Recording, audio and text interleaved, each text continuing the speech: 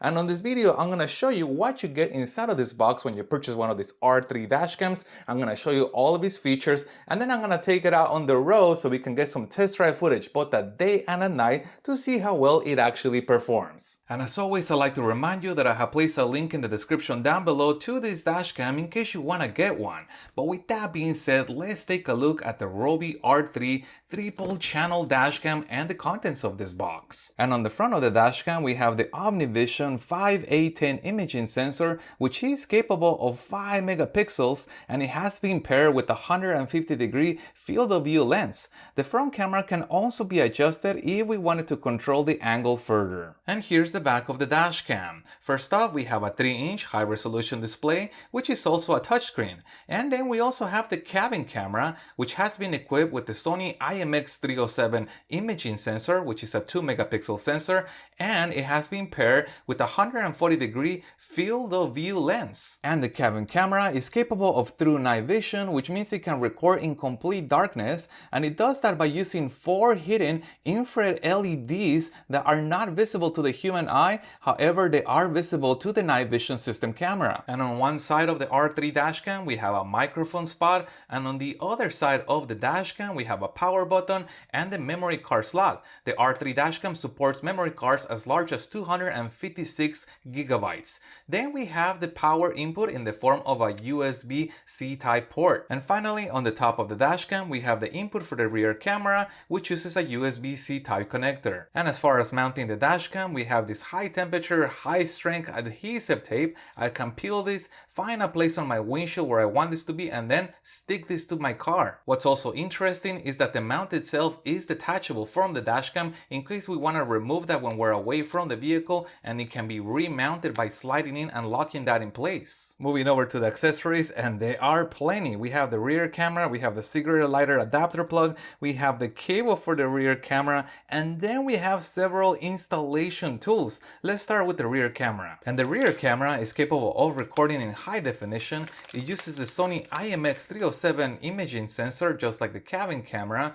and it has been paired with a 140-degree field of view lens. And to mount the rear camera, they have provided high-strength double-sided tape. I can peel this and then I can stick this to the rear windshield of my vehicle. The rear camera view angle can also be adjusted by moving this up or down. And the extension for the rear camera is 6 meters long, which is approximately 19 feet in length, and we have a 2.5 millimeter plug on here and a right angle USB-C type connector. And to power the dashcam, they have included the cigarette lighter adapter, which also has dual ports on it, so we can power the dashcam and also recharge our phone, and it is capable of 2.4 amps on each one of those USB ports. Now, as you can see in this touchscreen, they have included the front view, but they have also included the rear view, which I can enlarge by touching that, and they have also included the cabin view, which again I can enlarge by touching that. We also have this little icon that allows us to change between the different cameras and cycle through them, which is kind of convenient. But my favorite feature of this is the fact that I can slide up, and now I have a full view unobstructed of any little icon, and I can just simply swipe on the screen. That's the front camera. Swipe on the screen, that's the cabin camera. Swipe on the screen one more time, and then we have the rear camera again. We also have the ability to temporarily turn off the microphone. Audio recording off. And now we're only recording video. Now you do have the ability to see the videos directly on this dashcam, or you can download them to your computer by taking the memory card out or using the Wi-Fi and app. But I also want to show you that the button that I pressed earlier not only controls the power, but it also allows me to flag a video. Perhaps I saw something interesting passing by, like a hand passing by. I can press that button and notice that we have flagged that video, which is going to make it easier for us to find later in the future. By the way, if you see this number change right now at 2 miles per hour, 0 miles per hour, that is because the dashcam is indoors, so the GPS does not have a good lock on the satellites. But now let's go over to the settings menu. And the first setting is video resolution. And here we can select whether we want all 3 cameras to record or only specific cameras to record. I like to record with all 3 cameras. Now I do want to show you the resolution settings because we have quite a bit of choices on here.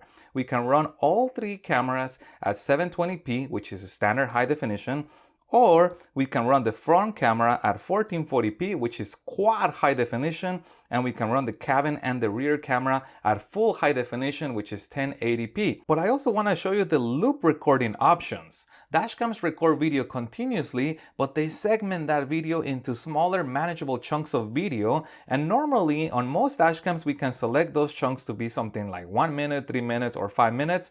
On the Rove, we have the ability to go as high as off. Now what does off do? Off allows this dashcam to record continuously without chopping the videos up. So you could potentially end up with a very long video, potentially as long as 20 minutes. It is only going to be limited by the file size being as large as 4 gigabytes. And the Rove R3 is equipped with a G sensor that allows the dashcam to sense when you get into a car crash and then flag the video of the car crash so you can find it a lot easier on the future. And here you can select how sensitive you want that sensor to be. Now, most dashcams only give you 3 levels of sensitivity: low, medium, or high.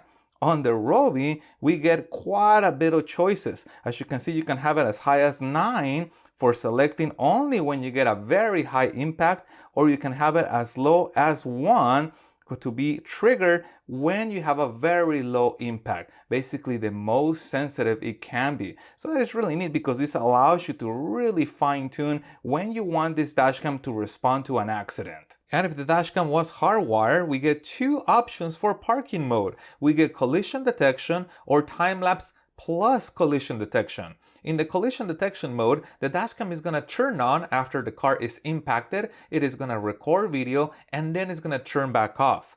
On the time-lapse plus collision detection mode, the dashcam is going to record a time lapse while the car is parked. And then if it senses a collision, it's going to turn on and record normal video and then return to a time-lapse function.